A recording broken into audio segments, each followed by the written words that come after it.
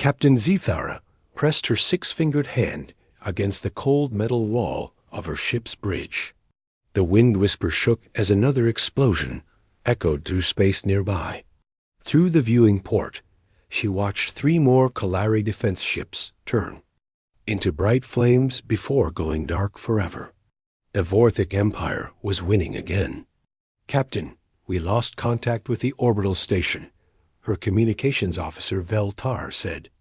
His voice carried the same tired fear that had lived in everyone's words for 3 long years. The war was eating their people alive, one world at a time. Zethara looked at the tactical display. Red dots showed Vorthic ships everywhere. Blue dots for Kalari forces were few and getting fewer.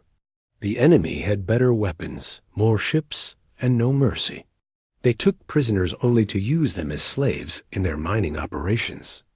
Children, elderly, sick, none of that mattered to the Vorthic. They saw other species as tools to be used until they broke. "How many ships do we have left in this sector?" Zethara asked. 17 combat vessels, Captain. The Vorthic have 63. The numbers made her stomach turn. 3 years ago, the Kalari Federation had been proud and strong. 12 different species lived together in peace across 47 worlds. They traded knowledge, art, and friendship. Their biggest worry had been whether to allow mining on uninhabited planets. Now most of those worlds were burned rock or Vorthic slave camps. "Captain, incoming message from Federation Command," Veltar announced. Admiral Crowsdage appeared on the main screen. His once blue skin had turned pale gray from stress. Dark circles surrounded his 4 eyes. Like everyone else in the Federation, he looked like he had not slept in months.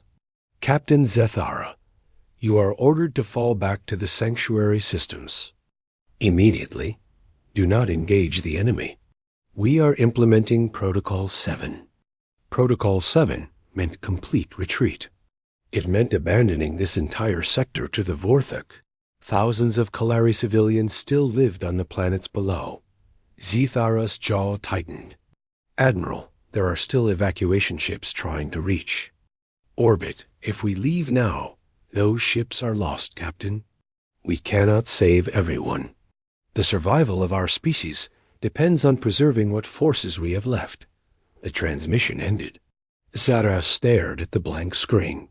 Save what forces they had left.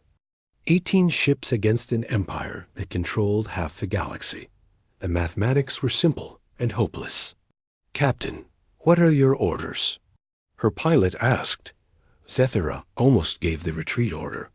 Almost. Then she noticed something strange on her sensor display.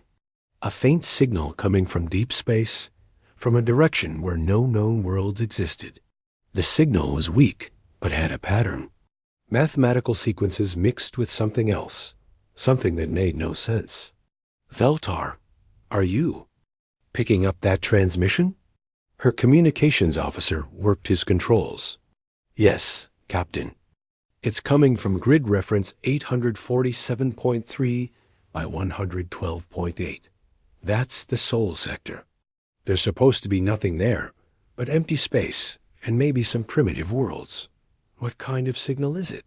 "Mathematical sequences, but also, I'm not sure how to describe it. Organized sound patterns. Almost like music, but not from any species we know." Zethara studied the readings. The signal was definitely artificial. Someone had made it on purpose. But it came from a sector that every Federation survey had marked as uninhabited by intelligent life. "Captain, the Vorthic fleet is moving to intercept our evacuation ships," her tactical officer reported. "If we're going to retreat, we need to leave now." She looked at the red dots closing in on the few remaining civilian ships. Then she looked at the strange signal from empty space. The logical choice was clear. Follow orders, retreat, and hope the Federation could find some way to survive a little longer. But Zethara had spent 3 years watching logic fail. Every logical strategy had been predicted and countered by the Vorthik. Every reasonable plan had ended in defeat. Maybe it was time to try something unreasonable. Set course for the Sol Sector, she ordered. Captain? Veltar's voice rose in surprise. You heard me. That signal might be from a species we haven't contacted yet. If there's even a small chance they could help us, we have to try. But Admiral Crozith ordered us to retreat to Sanctuary. Admiral Crozith is following the same failing strategies that have cost us 40 worlds. I'm going to try something different. Her pilot hesitated. Captain, disobeying direct orders during wartime is what? Sethara interrupted. Treason? We're already losing everything. Our people are already dying. What's the worst that could happen? They court-martial me on the last free Kalari world before the Vorthik burn it too? The bridge fell silent. Everyone knew she was right. The Federation was dying. Their military was broken. Their hope was nearly gone. Following orders had led them to the edge of extinction. The Sol Sector is 17 light-years away, her navigator reported. At maximum speed. We could reach it in 4 days. Do it, and keep monitoring that signal. If there really is someone out there, I want to know everything about them before we arrive. The Wind Whisper turned away from the battle and jumped to faster-than-light speed. Behind them, the last civilian evacuation ships were captured or destroyed. Another world fell to the Vorthik Empire. But for the first time in 3 years, Sethara was doing something other than retreating. During the 4-day journey, Veltar worked constantly to decode the mysterious signal. The mathematical parts were simple. Basic prime numbers, geometric ratios, physical constants. The kind of thing any intelligent species might use to prove they understood the universe. But the other parts were strange. Organized vibrations in air that served no obvious purpose. Some were rhythmic, some were flowing, some were harsh and loud. The computer called them artistic sound expressions, but that didn't help much. Why would anyone waste energy sending art into space? Captain, I think I've figured out something important, Veltar said on the 3rd day. The signal isn't coming from one location. It's coming from a planet, but the whole planet is making noise. Thousands of different transmission sources all over the surface. That's impossible. No species could coordinate that many transmitters without, unless they have a very large population. Captain, preliminary scans suggest this planet might have several billion inhabitants. Sethara felt her hope grow stronger. Several billion meant a major civilization, maybe even one advanced enough to help fight the Vorthik. Any signs of space technology? Ships, orbital stations, defensive satellites? That's the strange part. Very little. A few primitive orbital platforms, some basic chemical rockets. Their technology seems hundreds of years behind ours in some areas. Her hope faded. A primitive species couldn't help them fight an advanced empire, but something nagged at her thoughts. If they were so primitive, how did they support a population of billions? And why did their planet show such unusual energy readings? Captain, we're approaching the Sol system now, her pilot announced. On the main screen, a yellow star grew larger. Several planets orbited it, but only one showed signs of life. It was blue and green and white, covered in what looked like water, and thick atmosphere. Beautiful, but that wasn't what made Sethara gasp double quotes by the eternal light, she whispered. Look at those energy readings. The planet blazed with electromagnetic activity. Weather systems that would destroy most worlds raged across its surface. Radiation levels that should have sterilized all life instead seemed to make it stronger. The continental masses were covered in what sensors identified as massive storms, temperature extremes, and geological activity that should have made the world uninhabitable. Captain, this planet is classified as a Class 12 death world according to our survival charts. No known species could evolve in conditions like that. But something had evolved there. The signals were still coming. Billions of individual sources of organized sound and electromagnetic activity. A whole civilization had somehow developed. On a world that should have killed them all, Zithara stared at the impossible planet and felt something she had not experienced in 3 years. Not hope exactly, but curiosity. What kind of beings could survive in conditions that would kill her people in minutes? And what might beings like that be capable of if they turned their attention to war? "Take us into orbit," she ordered, slowly and carefully. "If they really are as primitive as our scans suggest, we don't want to frighten them. But I have a feeling these primitives might surprise us." The Wind Whisper moved toward the blue-green death world, carrying the last desperate hope of a dying civilization toward a meeting that would change everything. Dr. Lisa Martinez rubbed her tired eyes and looked at the computer screen again. The readings still made no sense. 3 days ago, every radio telescope on Earth had started picking up the same impossible signal. Something was approaching from outside the solar system, and it was slowing down.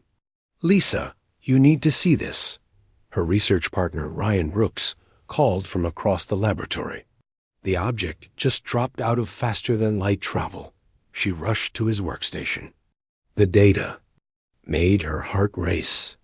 Whatever was coming toward Earth had technology that human science said was impossible. It had crossed 17 light years in 4 days. Now it was moving at normal speeds, heading directly for Earth's orbit. "Have you told the military yet?" Lisa asked. "General Hayes is already on her way here.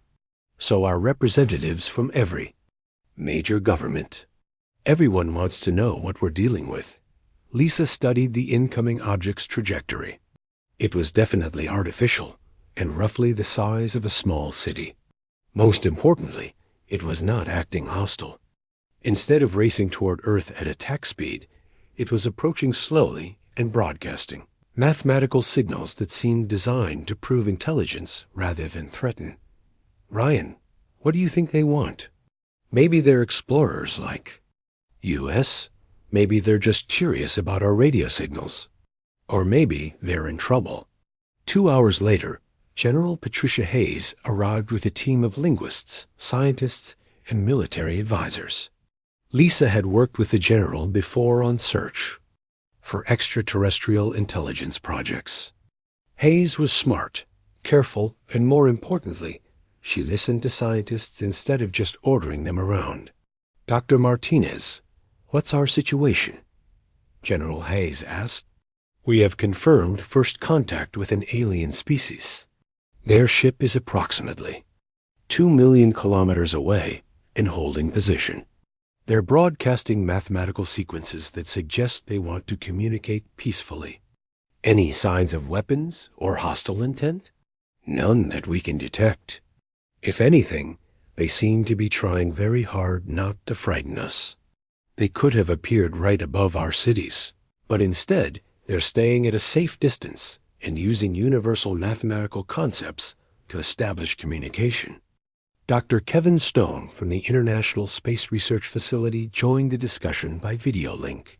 "General, we've been analyzing their transmission patterns. The mathematics are sophisticated, but not threatening. Prime numbers, geometric ratios, physical constants. It's exactly what we would send to prove we're intelligent."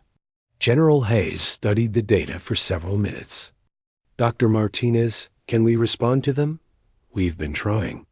Ryan has been sending back mathematical sequences using our most powerful transmitters. They seem to be receiving our signals and responding appropriately. Then let's try to take this to the next level. Can we invite them down for a face-to-face meeting?" Lisa felt a chill of excitement and fear. Actually meeting aliens in person was every xenobiologist's dream and nightmare combined. "We could try broadcasting coordinates for a meeting location. Somewhere isolated but accessible." "I know just the place," General Hayes said. There's a research facility in Nevada that's perfect for this kind of contact. Isolated, secure, but comfortable enough for extended negotiations. Over the next 6 hours, Earth's best minds worked together to establish communication protocols. They sent coordinates, simple pictographs showing human figures, and mathematical representations of meeting times.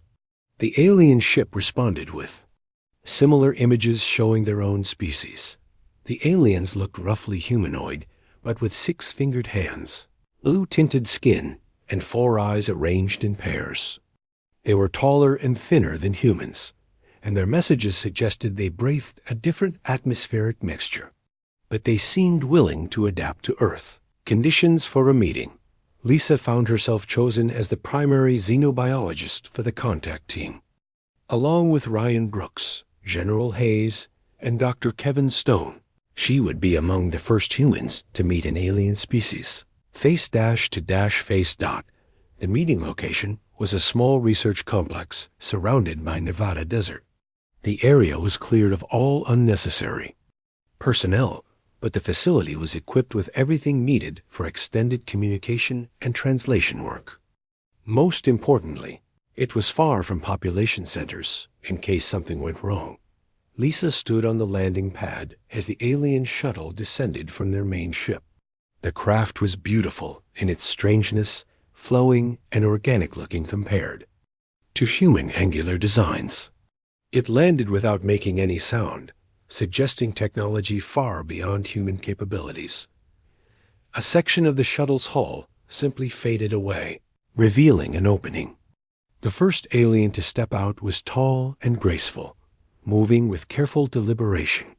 She wore what looked like a uniform and carried a device that was probably a translator. "I am Captain Zethara of the Kalari Federation research vessel Wind Whisper," the alien said through her translation device. Her voice was musical and sad.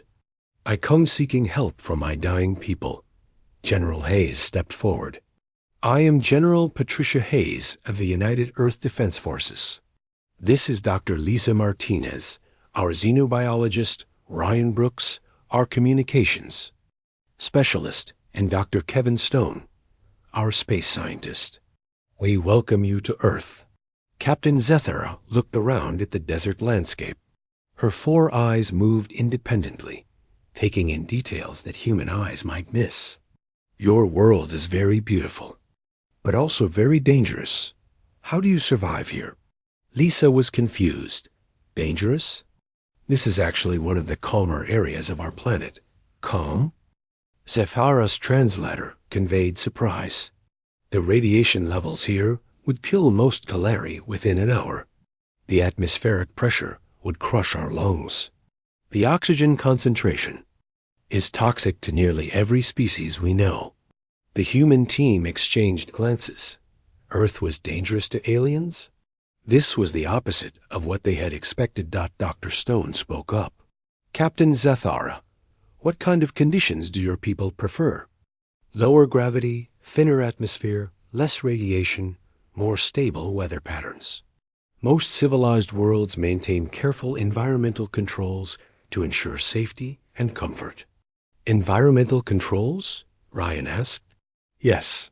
Climate management, atmospheric, processors, gravitational adjusters.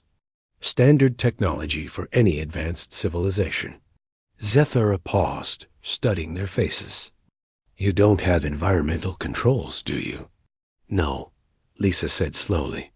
"We just live with whatever conditions exist naturally." Zethara was quiet for a long moment. "That explains why your species has such unusual resilience. You evolved to survive in conditions that would kill most galactic civilizations."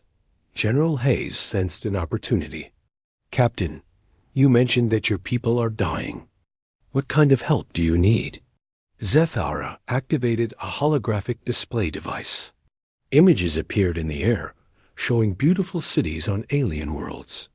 Then the images changed to show those same cities burning, with strange ships attacking from above. "This is the Vorthic Empire," Zethara explained. "For 3 years, They have been conquering and enslaving every world in our region of space. They are stronger than us, more numerous, and completely without mercy. They take prisoners, only to use as slave labor in their mining operations. The holographic display showed more scenes of destruction. Alien families being separated, cities reduced to rubble, entire populations being loaded onto transport ships. Lisa felt sick watching it. How many worlds have they taken? Dr. Stone asked. 43 so far. We started with 47. Kalari Federation is nearly extinct. General Hayes studied the tactical displays that Zethara shared. What kind of military forces do they have? Thousands of warships, millions of soldiers, weapons that can destroy planets. They have been conquering other species for centuries. We thought we could resist them, but their technology is too advanced and their numbers too great. And you came to Earth looking for help? Lisa asked. I came looking for anyone who might be willing to help. Your species appeared to be primitive, compared to galactic standards, but Zethara gestured at the harsh desert around them. Any species that can thrive on a death world like this might have qualities that could be useful in warfare. Ryan was looking at more of the holographic displays. Captain, how many people are we talking about? How many Kalari are left? Perhaps 2 billion across our remaining 4 worlds. But the Vorthik are preparing final assaults on all of them. Unless something changes soon, my entire species will be extinct or enslaved within the next few months. The weight of that statement settled over the human team. 2 billion lives hanging in the balance. An entire civilization facing extinction. Lisa looked at General Hayes. General, we have to help them. Dr. Martinez, we're talking about interstellar warfare against an empire with technology centuries ahead of ours. What could Earth possibly do? Captain Zethara had been listening to their exchange with growing interest. General Hayes, may I ask what your species considers normal environmental conditions? Well, we live everywhere on Earth. Deserts, mountains, polar regions, tropical areas, even underwater habitats. Everywhere? Even in the most dangerous zones? Humans are very adaptable. We can survive in almost any environment with proper equipment. Zethara's 4 eyes widened. And your military forces? Are they trained to fight in these extreme conditions? General. Hayes nodded. Our soldiers train in every possible environment. Desert, Arctic, jungle, urban, mountain, underwater, even space. President Lavra Bennett stood before the United Nations General Assembly with a heaviness in her heart that she had never felt before. Behind her, massive screens showed the holographic recordings that Captain Zethara had shared. Images of burning. Cities, enslaved populations, and destroyed worlds filled the chamber. Every delegate sat in stunned silence. Fellow leaders of Earth, President Bennett began, 12 hours ago, we learned that we are not alone in the universe. We also learned that genocide is happening in our cosmic neighborhood, and we have been asked to help stop it. The Brazilian delegate raised his hand. Madam President, with respect, what can Earth possibly do against an interstellar empire? We barely have space stations, let alone warships. That's exactly what I thought, Bennett replied. Until I spoke with our military experts and heard their analysis. Colonel Jake Morrison, would you please address the assembly? Colonel Morrison stepped forward, carrying a tablet filled with tactical assessments. Distinguished delegates, I've spent the last 10 hours analyzing Vorthik military strategies with Captain Zethara and her tactical officers. The enemy is powerful, yes, but they have a critical weakness. He activated a holographic display showing Vorthik fleet movements. The Vorthik Empire has been conquering for centuries, but always against civilizations that fight the same way. They do. Organized formations, predictable tactics, logical strategies. They've never faced an enemy that uses what we might call unconventional warfare. The Chinese representative leaned forward. What kind of unconventional warfare? The kind that humans invented out of necessity. We come from a world where everything is trying to kill us, so we learn to think differently about survival. Where other species see impossible odds, we see an interesting challenge. Dr. Amy Foster from the International Space Engineering Consortium joined Colonel Morrison at the podium. Delegates, I've been working with Kalari engineers to understand their technology.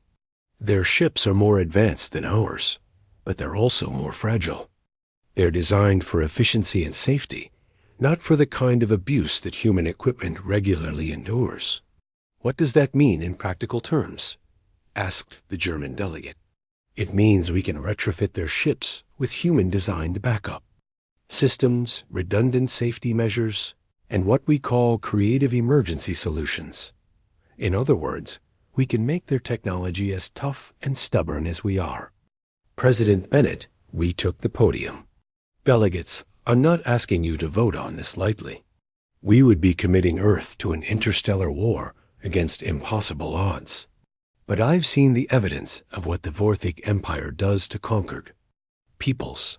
Children torn from their families, entire populations worked to death in slave camps, worlds stripped bare and left to die.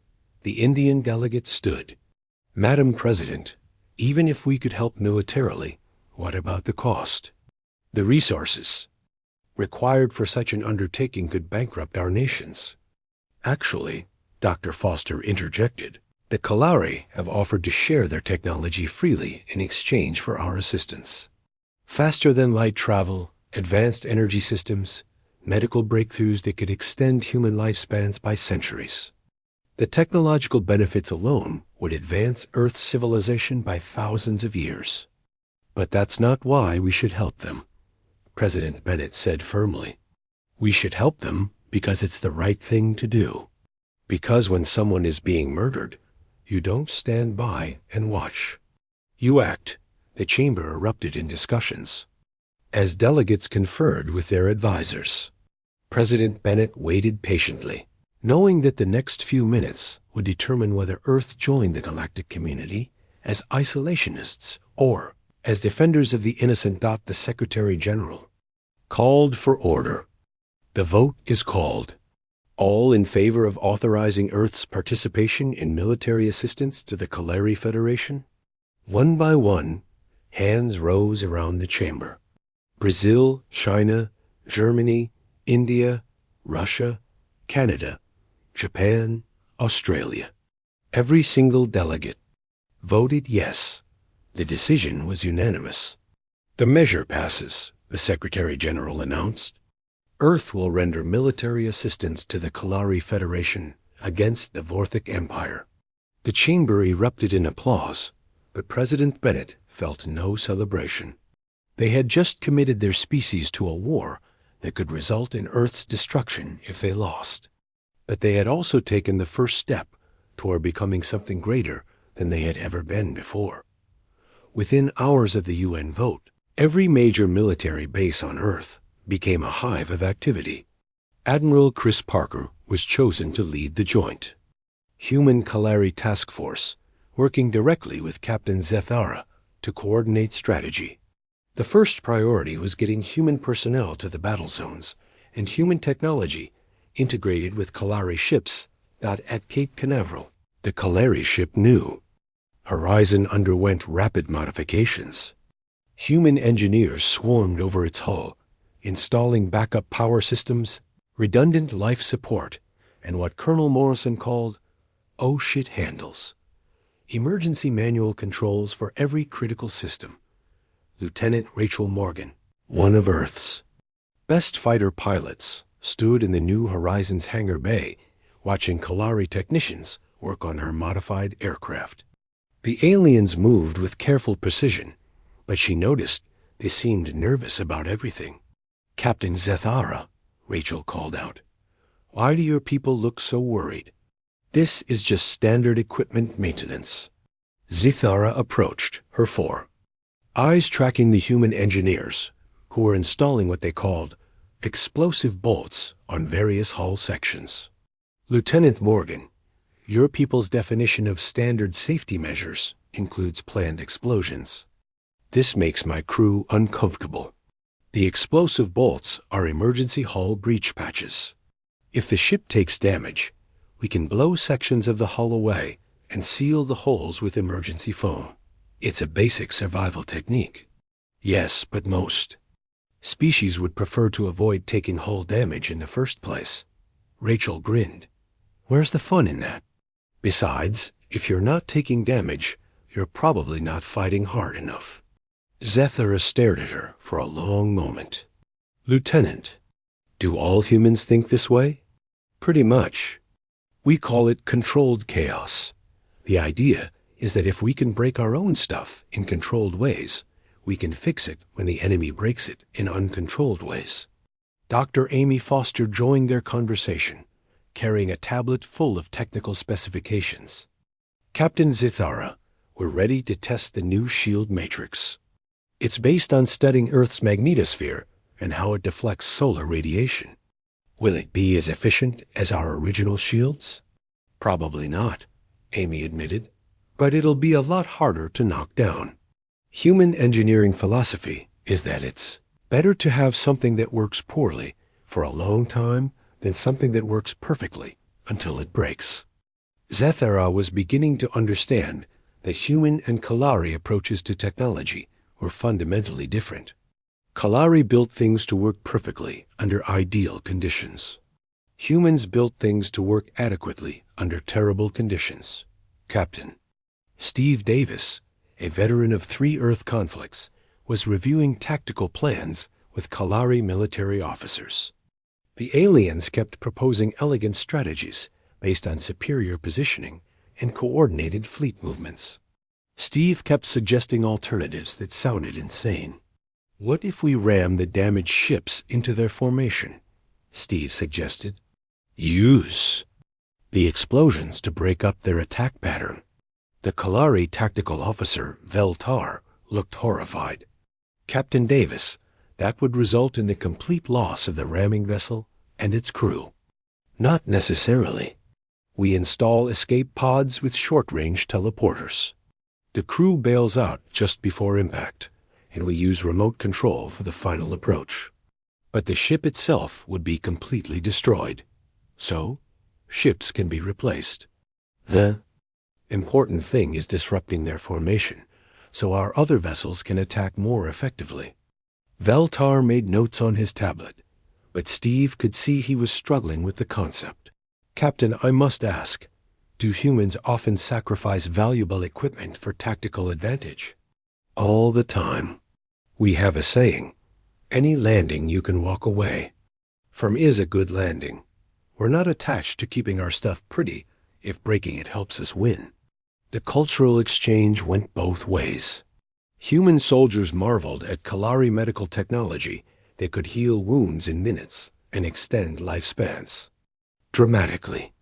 Human engineers were amazed by Kalari energy systems that seemed to violate several laws of physics. But it was the psychological differences that proved most significant. Dr. Kevin Stone was reviewing combat footage with several Kalari officers when he noticed something important. Captain Zethara, I've been studying Vorthek tactics, and I think I see why they've been so successful against other species. What have you discovered, Dr. Stone? They use intimidation as much as firepower. Look at these attack patterns. They're designed to cause maximum psychological impact. They want their enemies to surrender rather than fight to the death. That is correct. The Vorthek prefer to break their enemy's will to resist. It makes conquest more efficient. But that strategy won't work against humans. Why not? Kevin smiled grimly. Because humans have a really bad habit of getting more stubborn when someone tries to intimidate us. The harder you push, the harder we push back. We're evolved from persistence hunters. We're literally built to never give up. As the first week of preparation continued, more human personnel arrived at Kalari facilities. Commander Vorthak Zultar watched the tactical display with satisfaction as his fleet approached. Thyria Prime. The last major Kalari stronghold would fall within hours. And with it, the pathetic Federation would finally be extinct. 43. Worlds had already surrendered to the might of the Vorthak Empire. This 44th world would complete their conquest of this sector. Commander, we're detecting the usual Kalari defense fleet, reported his tactical officer. 17 ships in defensive formation around the planet. Zultar's mandibles clicked in amusement. 17 ships against his force of 63. The Kalari had always been poor strategists, but this was almost insulting. Signal the fleet to begin standard intimidation protocols. Let them see what happens to species that resist the Empire. The Vorthak ships moved into their traditional attack formation, designed to maximize psychological impact. Massive dreadnoughts at the front, supported by waves of smaller vessels that would swarm any surviving defenders. It was a formation that had broken the will of dozens of species over the centuries. But as they closed to weapons range, something unexpected happened. The Kalari ships didn't retreat or try to negotiate. Instead, they charged directly at the Vorthak formation, moving in patterns that made no tactical sense. "Sir, the enemy ships are approaching at maximum speed," his tactical officer reported with confusion. "They're not maintaining defensive positions or trying to preserve their formation." Foolish desperation, Zultar decided. They know they're doomed, so they're making a final gesture of defiance. Destroy them quickly and move on to orbital bombardment. The first exchange of weapons fire began normally. Vorthak energy cannons struck Kalari shields, draining them rapidly. But instead of retreating to recharge, the Kalari ships did something that violated every principle of civilized warfare. They kept attacking even after their shields failed, allowing their hulls to take direct damage. "Commander, this is highly irregular," his weapons officer announced. "The enemy ships are continuing to engage even after sustaining critical damage. One of them just lost half its hull, but it's still firing." Zultar studied the tactical display more carefully. Something was wrong. Kalari ships weren't supposed to be able to function with that kind of damage. Their technology was elegant and efficient, but also fragile. A ship with a breached hull should have lost life support and weapon power within minutes. "Sir, I'm detecting unusual energy signatures from the enemy vessels," his science officer reported. "They appear to have backup systems that don't match any known Kalari technology." Before Zultar could respond, his attention was drawn to a new contact on the tactical display. A small fighter craft had separated from one of the damaged Kalari ships and was accelerating directly toward his flagship. Its energy signature was completely unlike anything in the Imperial database. "Intercept that fighter," Zultar ordered. Standard anti-aircraft protocols. But the small craft didn't behave like any fighter they had encountered before. Instead of trying to avoid the defensive fire, it flew straight through the barrage, taking hits that should have destroyed it, but somehow continuing to function. Its pilot seemed to view incoming weapons fire as a navigation hazard rather than a lethal threat. Lieutenant Rachel Morgan felt her fighter shake as another Vorthak energy blast clipped her starboard wing. The damage indicators were screaming, warnings that she ignored with the ease of long practice. Her ship was holding together because human engineers had built it to absorb punishment that would vaporize any sensible aircraft.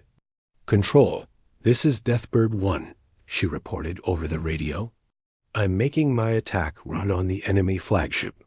"Deathbird 1, you're taking heavy fire," came the reply from Captain Steve Davis aboard the command ship.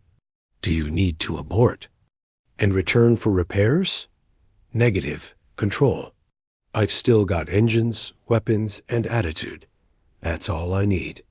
Rachel dove her fighter into the gap between two Vorthak destroyers, using their own formation against them. The enemy ships couldn't fire at her without hitting each other, so she had a clear approach to their flagship. Her targeting computer locked on to what appeared to be their main communications array. Deathbird 1 to all human units. I'm painting the target for missile strike. Light them up on my mark. She triggered her targeting laser, just as a Vorthik energy cannon caught her fighter with a direct hit. The entire rear section of her aircraft exploded, sending her into an uncontrolled spin. But the laser had done its job. Every human ship in the battle group now had targeting data for the enemy flagship's most vulnerable point. This is Commander Davis to all vessels. Concentrated missile barrage on the painted target. Fire everything we've got. The human ships had been modified with Kaleri faster-than-light missile technology, but their warheads were pure Earth engineering. Instead of clean energy weapons, they used what Dr. Amy Foster called kinetic conversion explosives, devices that turned the target's own mass into additional destructive force. Commander Zul Tar watched in shock as his flagship's shields flared and died under the missile barrage. The weapons weren't particularly advanced by Imperial standards, but there were so many of them, and they kept coming even after his defensive systems should have stopped them. Damage report? He demanded. Communications array destroyed, sir. Secondary power grid offline. Hull breaches on decks 7 through 12. How is that possible? Those were primitive chemical explosives. Sir, the warheads appear to be designed to cause cascading system failures. Each explosion triggers additional damage throughout the ship's structure. Zultar was beginning to understand that he was facing something new. These weren't normal Kaleri tactics or technology. Someone else was involved in this battle. Someone who understood warfare in ways that the Empire had never encountered. Signal the fleet to implement Containment Protocol 7. He ordered. Surround the enemy formation and destroy them through concentrated fire. But the human Kaleri fleet didn't behave like a surrounded force. Instead of trying to break out or fight defensively, they did something that no sane military commander would attempt. They split into individual ships and began attacking in all directions at once. Captain Steve Davis stood on the bridge of his hybrid human Kaleri cruiser, watching his tactical display show red enemy contacts in every direction. By every rule of naval warfare, his fleet was doomed. They were outnumbered 3-1 and completely surrounded. Captain, we've got Vorthik ships closing from all vectors, his tactical officer reported. Recommend we concentrate our forces and attempt a breakout. Negative, Steve replied calmly. Signal all ships to implement Crazy Even protocol. Sir, are you sure? Crazy Even is... Well, it's crazy. That's exactly why it's going to work. Crazy. Ethon was a human tactical doctrine that violated every principle of sensible fleet combat. Instead of trying to maintain formation and coordinate attacks, each ship became an independent unit with one simple mission: cause as much damage as possible before being destroyed, with no regard for traditional concepts of survival or retreat. Human ships began ramming maneuvers, suicide runs, and coordinated kamikaze attacks that turned each vessel into a guided missile. But they didn't simply throw their lives away. Each attack was calculated to achieve maximum tactical effect, using the destruction of human ships to create opportunities for the surviving vessels. Lieutenant Commander Ben Clark piloted his damaged destroyer directly into the formation of 3 Vorthik cruisers. His ship was already critically damaged and would be destroyed within minutes anyway. But by timing his approach correctly, his ship's reactor explosion would disable the enemy vessels and create a gap in their formation. This is Clark to all human units. He transmitted as his ship's hull began to break apart. I'm opening a hole in their line. Rachel, if you're still alive out there, you've got a clear shot at their command ship. Rachel Morgan had managed to keep her crippled fighter operational through a combination of human stubbornness, and emergency repairs that would have horrified any safety engineer. Half her instruments were dead, her weapons were nearly out of ammunition, and her life support was running on backup power. Copy that, Ben? Thanks for the gift. She guided her dying fighter through the gap that Clark's sacrifice had created, straight toward the Vorthic flagship. Her remaining missile wouldn't be enough to destroy the massive ship, but it might be enough to achieve something more valuable than destruction. Instead of targeting the flagship's weapons or engines, Rachel aimed for their escape pods. The Vorthic Empire relied on fear and intimidation, but their commanders were not known for personal courage. If she could make this battle costly enough, they might retreat rather than risk their own lives. Her final missile punched through the flagship's weakened shields and detonated directly against the ship's evacuation systems. Suddenly, the Vorthic commander found himself trapped aboard a damaged vessel with no way to escape if the battle continued to go badly. Commander Zultar stared at his damage reports in growing disbelief. In 30 minutes of combat, his 63 ship fleet had been reduced to 41 operational vessels. The enemy had lost 12 ships, but each loss had somehow made the remaining human Kalari force more dangerous rather than weaker. 6 months after the Battle of Thyria Prime, Captain Zethara stood on the bridge of her rebuilt flagship, watching the final Vorthic stronghold burn in the darkness of space. The massive fortress that had once commanded an entire sector was now nothing more than debris and escaping atmosphere. Around it, the combined fleets of 23 different species celebrated the end of the Vorthic Empire. Captain, we're receiving surrender transmissions from the remaining Vorthic ships, reported Veltar from his communication station. They're requesting safe passage to uninhabited systems. Zethara looked to Admiral Chris Parker, who stood beside her reviewing the tactical displays. The human commander had become her closest friend and most trusted advisor during the long campaign. His strategic insights had been crucial to their success, but more importantly, his unwavering optimism had kept her people fighting when all seemed lost. What do you think, Chris? Do we let them go? Admiral Parker studied the sensor readings showing scattered Vorthic vessels fleeing in all directions. The Empire is broken, Zethara. These survivors are just scared soldiers trying to get home. Let them go. We're not conquerors. We're liberators. Signal all fleet commanders, Zethara ordered.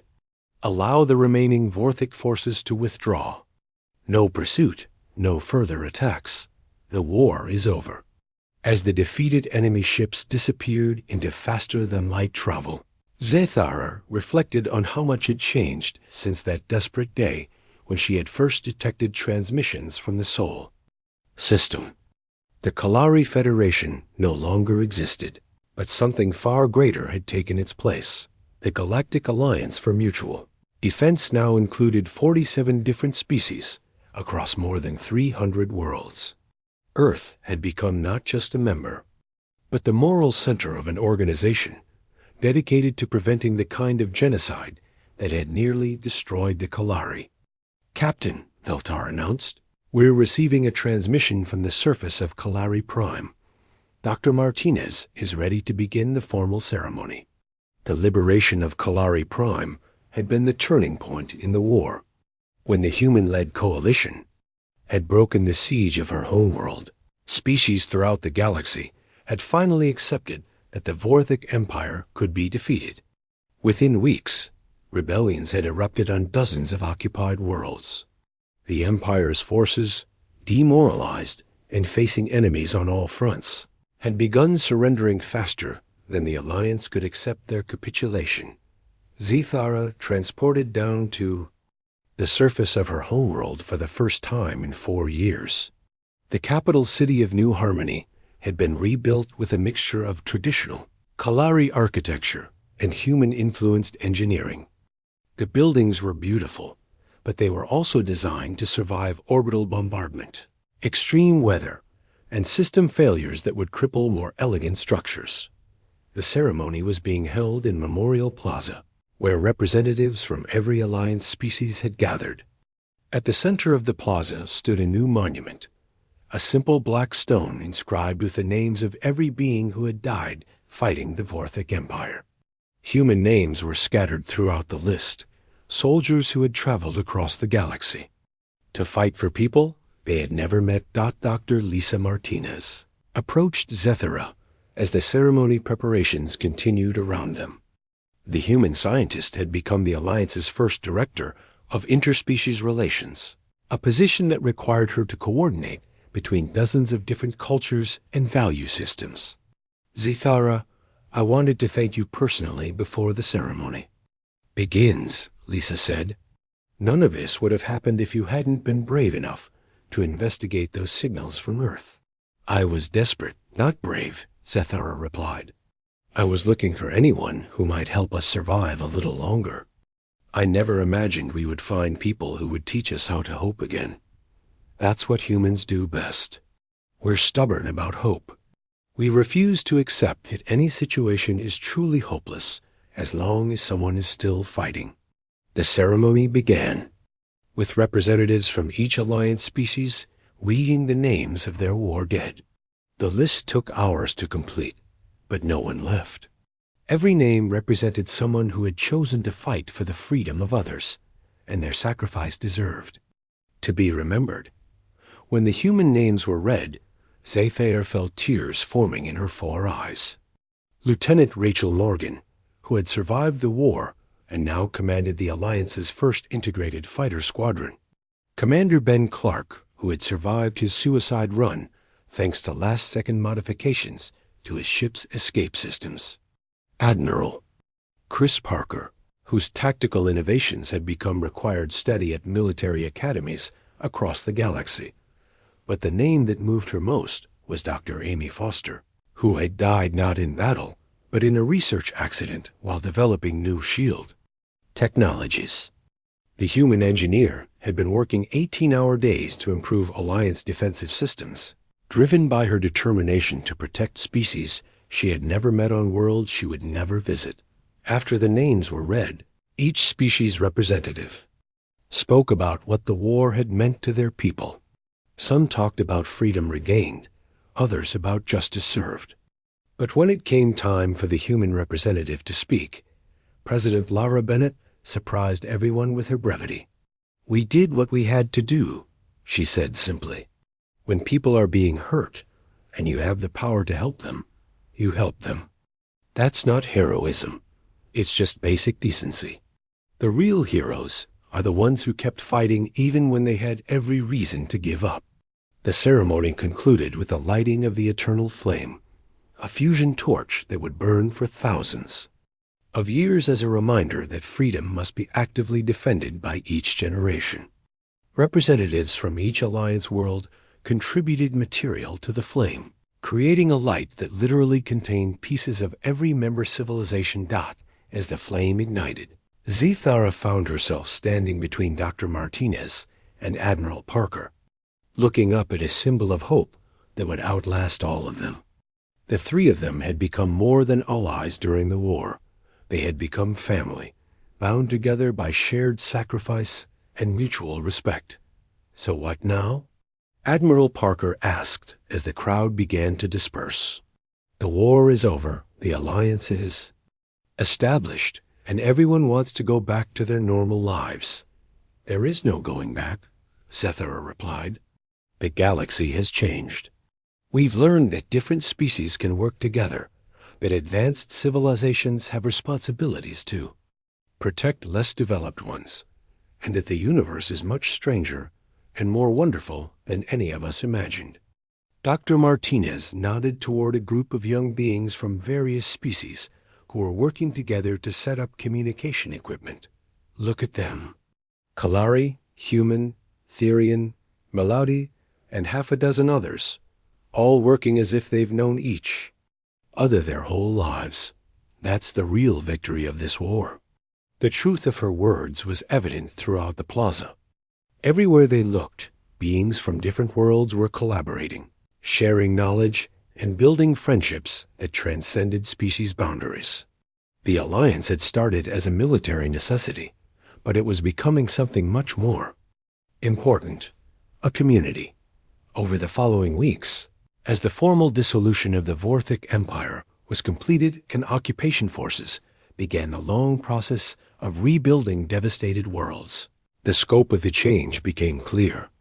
The galaxy would never again accept the idea that might makes right, or that advanced civilizations could simply take what they wanted from weaker ones. Dr. Kevin Stone had established the Interspecies Research Institute on 3 different worlds, where scientists from dozens of species worked together to solve problems that no single civilization could handle alone. Human persistence and adaptability combined with Kalari precision and efficiency, theory and artistic vision, melody mathematical genius, and insights from 43 other species. The technological advances were remarkable, but the social changes were even more significant. For the first time in galactic history, a truly diverse community was learning to function as a unified civilization while preserving the unique qualities that made each species valuable. Captain Zethara returned to the bridge of her ship as the memorial ceremony ended. But she was no longer the desperate refugee who had first detected signals from Earth. She commanded one of the Alliance's exploration vessels, tasked with making contact with species beyond the former Vorthic territory and inviting them to join the growing community of free worlds. Captain, Veltar announced from his station, we're receiving a distress signal from the Andorian sector. A species calling themselves the Kepler are reporting attacks by something called the Harvester Collective. Zethara felt a familiar chill. Another aggressive empire, another genocide in progress, another desperate plea for help from people facing extinction. But this time, she was not alone. This time, she had allies who understood that freedom was worth fighting for. Signal the Alliance Council, she ordered.